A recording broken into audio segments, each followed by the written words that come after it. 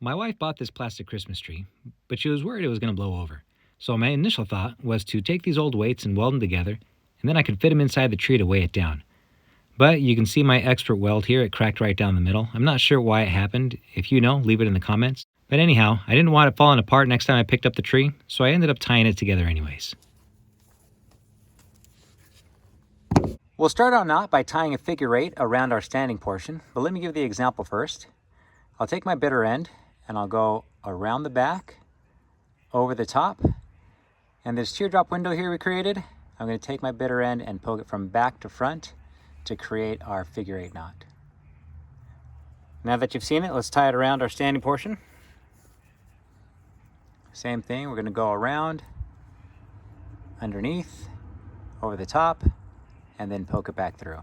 Now the idea here is as I tighten this knot through the tension I pull on my standing portion, this bitter end is going to get clamped down within the knot, and the system is going to allow me to keep the tension that I pull in. Now let's start pulling in our tension. Now you will need something to pull your cord with. I'm using my trusty marlin spike.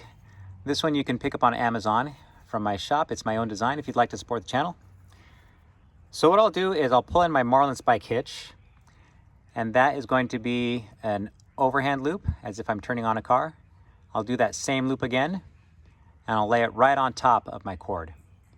I'm going to poke in and poke out, and that allows me a nice handle to pull the tension that I need. That's about as much as I'm going to get there. This is still pretty wobbly, so watch this.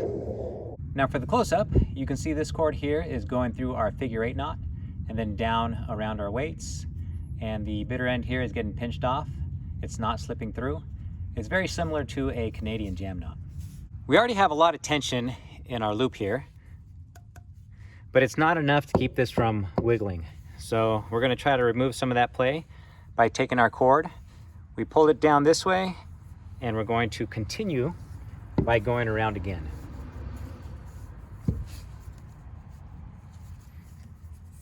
When we pulled our cord around, you can see that we created a new little window here right at the base of our figure eight, and we're going to take advantage of that. We're going to treat it just like a hook to tie in a blackwall hitch. So what we'll do is take our free end and we'll poke it through, pull all our slack, and now we want to go around again, but this time we want to make sure that our cord is down so that when we go through again, we're closest to that figure eight knot. And watch what happens. As I pull tension into my second round, this knot system will tighten down on itself just like that figure eight knot did. So watch this, as I pull it, pull it, pull it, you can see that this loop is encircling and it's going to clamp down on the end that I'm pulling. Now what I want to do is move it over to the side so that I get that effective blackwall hitch, and as I pull it, it's going to keep on tightening down.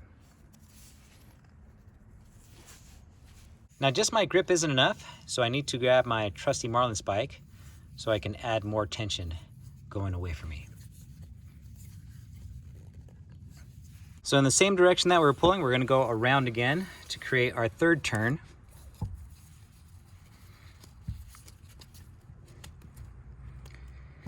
And maybe you guessed it, but we made a new window here. And same thing's going to happen again. We're going to use this new window and create another blackwall hitch.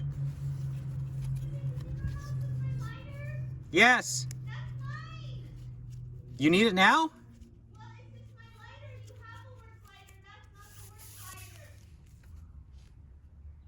Okay. All right.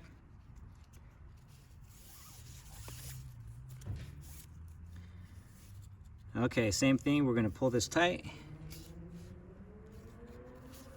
Okay. Make sure you don't use the lighter from the kitchen. Use the one that you bought specifically for the garage. There we go. Let's get our marlin spike going. Hey bud, how was school? Good. All right. Love you, Dad. Love you too. Now if we look close here, our first turn was with a figure eight. Our second was with a blackwall hitch. Third blackwall hitch, and then I'm going to go around a fourth time, and this new window is going to be the fourth one. I'm going to keep going around, just interlocking over and over and over again. I've run out of cord. This was 2 arms lengths, but I'd like to do more ties, and then I think I'll even reinforce it by going around the middle. But still, we're not quite there. I don't think I'd be able to pull it apart, but I want to see how tight we can get it and how much movement we can remove from it. I'm going to need a bigger rope.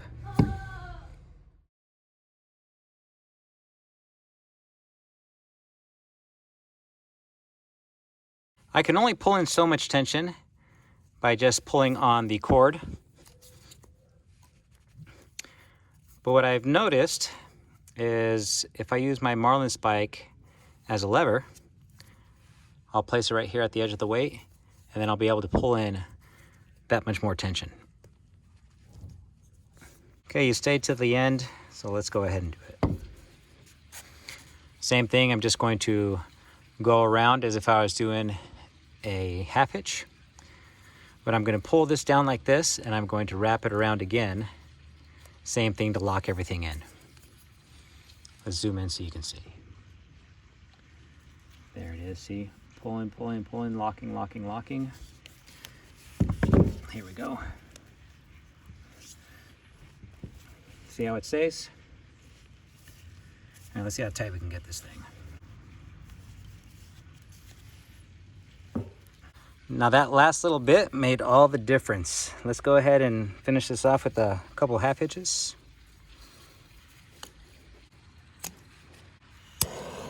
And that's 40 pounds tied together. There is no play in between either of these dumbbells here.